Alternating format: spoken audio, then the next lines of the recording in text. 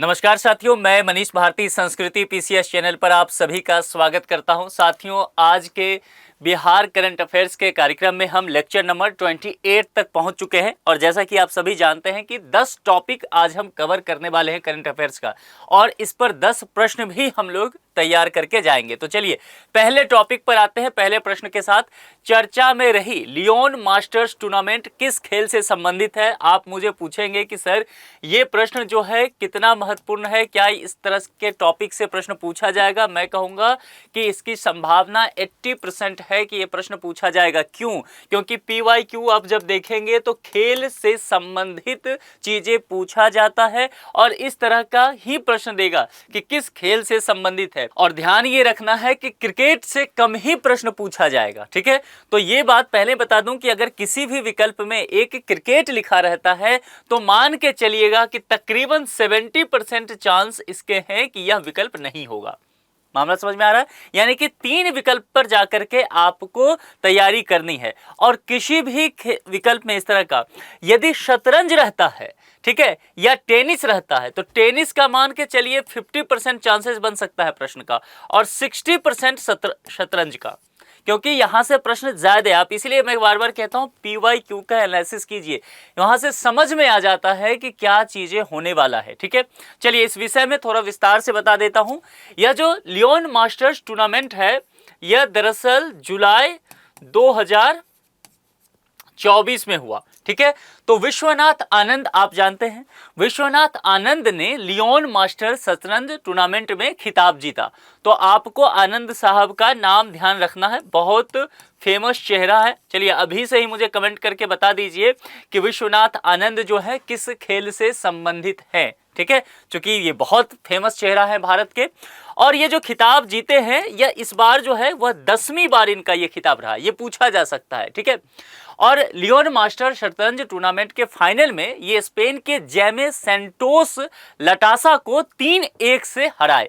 तो हो सकता है नाम आपसे ना पूछा जाए, ये ध्यान रखना है कि किसको हराए हैं, तो स्पेन, ठीक है, स्पेन के प्लेयर को। वर्ष 2024 में जो शामिल खिलाड़ी रहे हैं उसके विषय में समझ लेते हैं। एक तो विश्वनाथ आनंद हो गए जो कि भारत के तरफ से हैं, अर्जुन एरेगैशी, ये नाम कहां से है? यह भी भारत से ही है। इसके अलावा वेशलिन टोपालोव, ये कहां से है? बुल्गारिया से। इसके अलावा जेम्स सेंटोस लताशा, और इन्हीं को हराया गया है विश्वनाथ आनंद के द्वारा। यह स्पेन के रहने वाले हैं। अब लियोन मास्टर्स टूर्नामेंट के विषय में थोड़ा सा बता देता हूं। देखिए यह स्पेन में आयोजित होने वाला एक प्रतिष्ठित शतरंज टूर्नामेंट है। मैंने कहा था ना कि शतरंज की संभावना अधिक रहता है। विश्वनाथ आनंद का नाम सुनते ही शतरंज आपके दिमाग में आ गया होगा। इसमें जो 4 शीर्ष शतरंज खिलाड़ी होते हैं वह एक दूसरे के खिलाफ खेलते हैं। इस टूर्नामेंट का ये नेचर है। तो ये आपको ध्यान रखना है कि 4 प्लेयर ही होगा। तो 4 प्लेयर जो शीर्ष पे होगा विश्व स्तर पे वही। तो इसमें 2 भारत के थे, एक बुल्गारिया और एक जो है स्पेन से। इतना मामला समझ में आ गया? तो ये इस टॉपिक से अगर प्रश्न पूछा जाता है तो इतना ही टॉपिक जो है चीजें कवर करेगा। चलिए आगे बढ़ते हैं। हाल ही में कौन सा देश पशुपालकों पर टैक्स लगाने वाला विश्व का पहला देश बना है? मैं हमेशा कहता हूं जहां जो है इस तरह की चीजें रहे कि पहला, तो आपको रुक जाना है, उसको विस्तार से समझ लेना है, यहां प्रश्न बनने की संभावना रहेगी। जुलाई 2024 की यह घटना है और कौन सा देश किया है? यहां विकल्प में लिखा हुआ है डेनमार्क। डेनमार्क भी देखेंगे तो एक तरह से एग्रीकल्चर पर निर्भर वह भी देश है, पशुपालन वहां भी होता है।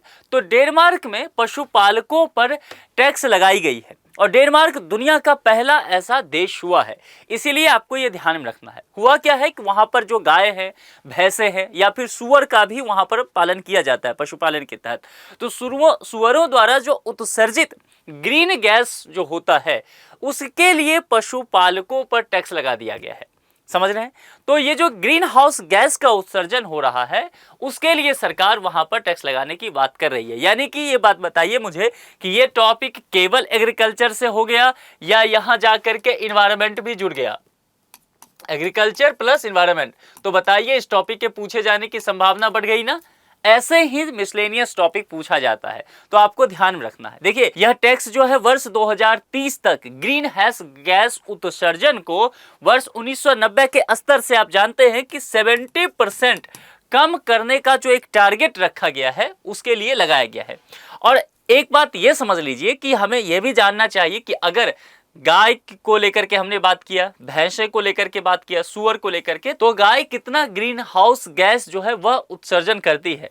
डेनमार्क के हिसाब से बताएं, वहां के जो डेटा कहता है, वहां पर कहा गया है कि प्रति वर्ष के हिसाब से देखेंगे तो एक गाय के द्वारा, एक गाय जो है उसके द्वारा कहा गया है कि ये टन में हो रहा है, और टन में भी कितना, तो 6.6 टन तक ये जाता है कार्बन डाइऑक्साइड पर ईयर। ध्यान रखना है, ये जो है वह पर ईयर है, ठीक है। तो इतना उत्सर्जन किया जाता है। मामला समझ में आ गया। तो यह कर जो है जलवायु लक्ष्यों को पूरा करने के लिए लगाया गया है और स्वच्छ पर्यावरण को बहाल करने की कोशिश की गई है डेनमार्क के द्वारा। मामला समझ में आ गया। आप मुझे बताइए कि क्या भारत में भी यह टैक्स लगाया जाना चाहिए? और बिहार जिसके लिए आप पढ़ रहे हैं, तो बिहार एक कृषि प्रधान राज्य है, क्या आपको लगता है कि बिहार में भी ऐसा करना चाहिए? क्योंकि टारगेट तो हमारा भी है, ठीक है, 2030 तक की हम 0 तक पहुंच जाएंगे। तो आप इस विकल्प के साथ जाइए और टॉपिक अच्छा है, इसको सही से ध्यान में रखना है। तीसरे पर आ गए, हाल ही में किस राज्य सरकार द्वारा एनटीआर भरोसा पेंशन योजना शुरू की गई है? ध्यान से, एनटीआर भरोसा पेंशन योजना, नाम से कुछ समझ में आ रहा है? मैं कई बार कहता हूं ना कि आप अगर स्मार्ट वर्क करना जानते हैं तो हार्ड वर्क की जो बातें हैं वह आपके लिए धूमिल हो जाएगा। कम मेहनत करके अधिक फायदा ले लेंगे। अगर आप साउथ की फिल्में देखते हैं, खास करके तेलुगु फिल्म देखते हैं, तो आपके लिए ये प्रश्न जो है ऐसा ही आसान हो गया। क्यों? क्योंकि देखिए यह शब्द दिया गया है एनटीआर, तो तेलुगु के एक सुपर स्टार है एनटीआर जूनियर, नाम सुना है आपने? एक जो बहुत फेमस मूवी भी आया था पिछले साल में, RRR, ये मूवी सुना था? RRR, तो रामचरण और जूनियर एनटीआर जो है, राजा मौली साहब की ये फिल्म थी, ब्लॉकबस्टर हुआ, इसमें एक्टर भी थे। तो अब समझ में आ गया वो कहाँ के हैं। तो एनटीआर जो है यह एक फेमस चेहरा रहे हैं, वह आंध्र प्रदेश से जुड़े हुए हैं। तो यहाँ पर देखिए ये जो आकर के जुड़ जाएगा कहाँ से? आंध्र प्रदेश से। आपको कुछ करना ही नहीं था इसके लिए। दरअसल इस योजना के विषय में समझ लीजिए, जुलाई 2024 की ये घटना है। आंध्र प्रदेश के मुख्यमंत्री अभी कौन नए बने हैं? चंद्रबाबू नायडू, टीडीपी पार्टी के, तेलुगु देशम पार्टी के चीफ भी हैं। ये आंध्र प्रदेश के चीफ मिनिस्टर बने हैं चंद्रबाबू नायडू। उन्होंने ही एनटीआर भरोसा पेंशन योजना की शुरुआत किया है। अब इसमें यह बात समझ लीजिए कि इस योजना का लक्ष्य जो है लोगों के विभिन्न समूहों को बढ़ी हुई पेंशन राशि देना है। पेंशन राशि जो बढ़ाया गया है आंध्र प्रदेश सरकार के द्वारा, वह विभिन्न समूहों को देने की बातें की गई है, ठीक है। तो यहां पर इस प्रश्न का जवाब सी हो गया, आंध्र प्रदेश। चलिए आगे बढ़ जाते हैं, चौथे पर चलते हैं। चौथे प्रश्न पर, हाल ही में भारत ने अपनी पहली स्वदेशी एंटी रेडिएशन मिसाइल रुद्रम 1, ठीक है, इसका सफलतापूर्वक परीक्षण किया है। किसके द्वारा विकसित किया गया है? ऐसे प्रश्न लगातार आते रहते हैं। रुद्रम 1 जो है मिसाइल, इसके विषय में समझ लीजिए जुलाई 2024 की घटना है। भारत ने अपनी पहली, शब्द पर ध्यान दीजिए, और स्वदेशी भी है, तो यह जो है ज्यादा महत्वपूर्ण हो गया, डबल स्टार इस पर लगा दीजिए इस टॉपिक पर, यहां से, और टेक्नोलॉजी से संबंधित है, तो ऐसे प्रश्न आ सकते हैं। और ये डिफेंस है, टेक्नोलॉजी में भी अगर डिफेंस से आए, स्पेस से आए, तो प्रश्न बनने की संभावना क्या होगा? ज्यादा होगा, ऐसे समझते हैं। तो पहली स्वदेशी एंटी रेडिएशन मिसाइल रुद्रम 1 का सफलतापूर्वक परीक्षण किया गया है। अब रुद्रम 1 मिसाइल के विषय में समझ लीजिए, यह भारत की पहली स्वदेशी एंटी रेडिएशन मिसाइल है। क्या है? एंटी रेडिएशन, ठीक है, एंटी रेडिएशन मिसाइल इसे कहा गया है। और इसे किसके द्वारा विकसित किया गया है? डीआरडीओ। डीआरडीओ का नाम आपने सुना होगा, रक्षा अनुसंधान एवं विकास संगठन, ठीक है। तो भारतीय वायुसेना के द्वारा इसे किया गया है। यह हवा से सतह पर मार करने वाली मिसाइल है, यानी कि अगर यहां है हवा में, तो यहां पर सतह में जो टैंक वगैरह है उसको ये डिस्ट्रॉय कर सकती है। तो ये मामला समझ में आ गया। यहां पर क्या है? डीआरडीओ विकल्प सी में है, तो इसका सही जवाब क्या हो जाएगा? सी, चौथे प्रश्न का, ठीक है। आगे बढ़ जाएं।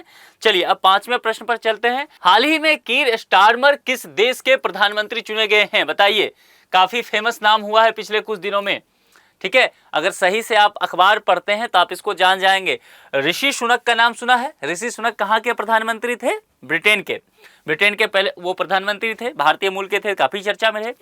उनके जगह पे ही ये जो आए हैं कीर स्टारमर, 5 जुलाई 2024 को बर्मिंघम पैलेस ने यूनाइटेड किंगडम के जो सम्राट अभी हैं, किंग कौन से हैं, किंग चार्ल्स थर्ड, है ना, द्वितीय नहीं तृतीय, ने कीर स्टारमर को यूनाइटेड किंगडम का नया प्राइम मिनिस्टर नियुक्त कर दिया है। तो सी विकल्प के साथ आपको जाना पड़ेगा, यूनाइटेड किंगडम के साथ ये प्रधानमंत्री वहां के बने। देखिए कीर स्टारमर जो हैं यूनाइटेड किंगडम के 58वें पीएम हैं, क्योंकि ये आयोग में कभी कभी इतना फैक्ट पूछा जा सकता है।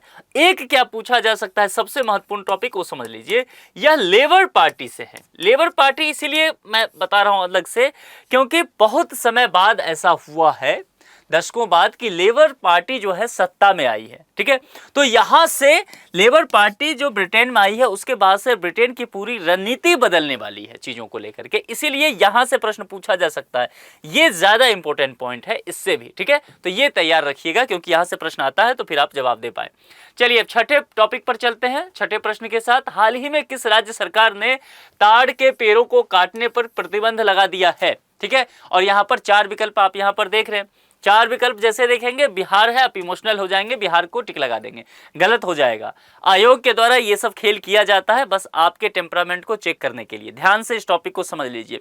तार का पेड़ देखे होंगे आपने, आप बिहार में भी तार का पेड़ आपको दिख जाएगा रोड के किनारे वगैरह, तो आप पेड़ को पहचान रहे हैं। जुलाई 2024 में यह काम जो है ओडिशा सरकार के द्वारा किया गया। क्यों किया गया यह भी समझा देता हूं। तो ओडिशा सरकार ने राज्य में मौजूदा ताड़ के पेड़ों को काटने पर प्रतिबंध लगा दिया।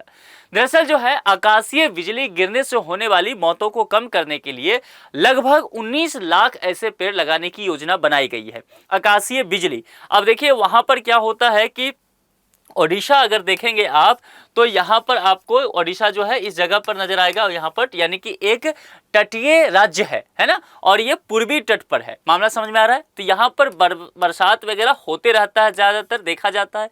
तो आकाशीय बिजली जो गिरता है, इस वजह से लोगों की मृत्यु हो जाती है। अब अगर मान लीजिए कोई व्यक्ति यहाँ जा रहा है और ये तार का पेड़ है ना, तो तार का पेड़ काफी लंबा होता है, तो बिजली गिरेगी तो कहां पर, तार के पेड़ पे, तो ये व्यक्ति, इसकी जान बच जाएगी।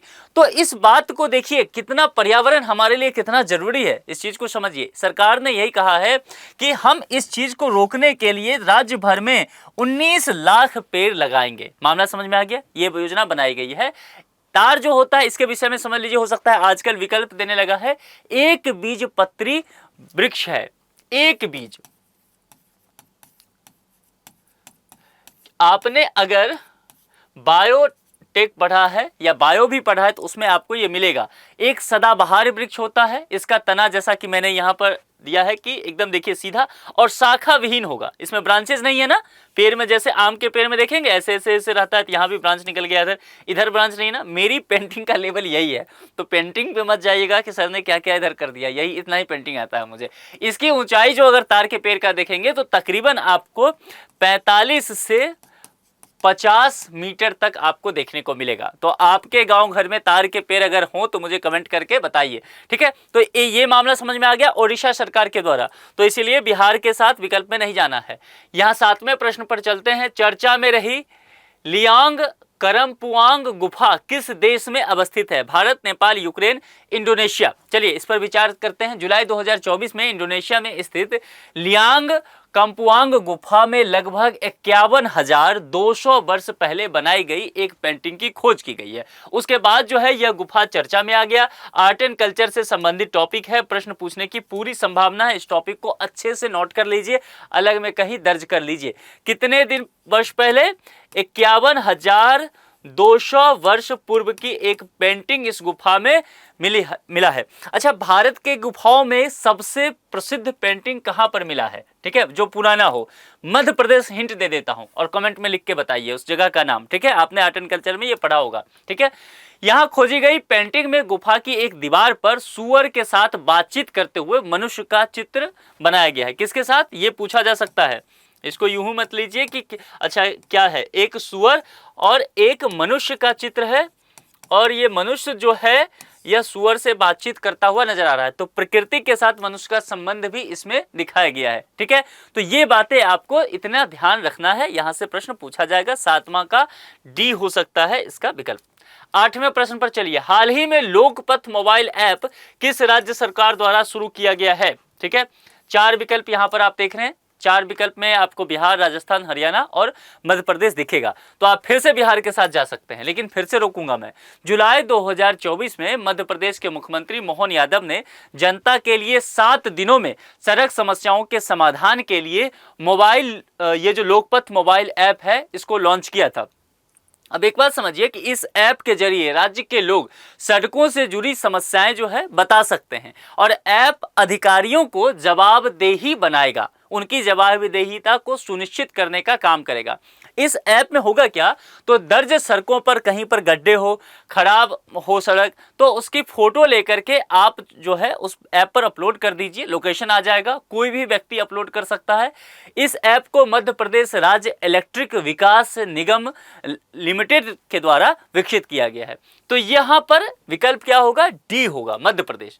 ठीक है, आगे चलें, 9वें प्रश्न पर चलते हैं। हाल ही में मसूद पेजेशकियान किस देश के राष्ट्रपति चुने गए हैं? 4 विकल्प यहां पर आपको दिख रहा होगा। जुलाई 2024 की घटना है। मसूद पेजेशकियान जो है ईरान का राष्ट्रपति इन्हें चुना गया है। ध्यान रखिएगा, ईरान की बात कर रहा हूं। ईरान संविधान के अनुसार जनता सार्वजनिक वैध अधिकार के माध्यम से राष्ट्रपति का वहां चुनाव करती है और ये इसका जवाब क्या हो जाएगा, ईरान, यानी कि विकल्प ए के साथ हम जाएंगे। चलिए अब 10वें टॉपिक पर आते हैं। आज का आखिरी टॉपिक है, निम्नलिखित में से ब्रजेश श्रीवास्तव आयोग का संबंध किस राज्य से है? 4 विकल्प यहां पर आपको दिख रहा है, बिहार, पश्चिम बंगाल, उत्तर प्रदेश, केरल। देखिए उत्तर प्रदेश सरकार ने 3 जुलाई 2024 3 जुलाई 2024 तारीख याद रखिएगा।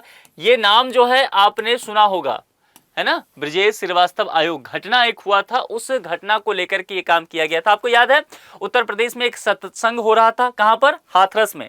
ठीक है, तो उस सत्संग के दौरान भगदड़ मच गया था। तो उस भगदड़ को जांच के लिए एक कमेटी बनाया गया, जो कि एक न्यायिक आयोग है, उसके लिए 3 सदस्यीय कमेटी बनाया गया था। 3 मेंबर इसमें हैं। ठीक है, तो 3 सदस्यीय कमेटी है और ये जो है सेवानिवृत्त न्यायाधीश हैं, न्यायमूर्ति ब्रजेश कुमार श्रीवास्तव, इनकी अध्यक्षता में है। इसके अलावा अन्य सदस्य जो हैं सेवानिवृत्त, उसमें एक IAS ऑफिसर है जिनका नाम है हेमंत राव और एक रिटायर्ड IPS अधिकारी भी उसमें है, भावेश कुमार सिंह।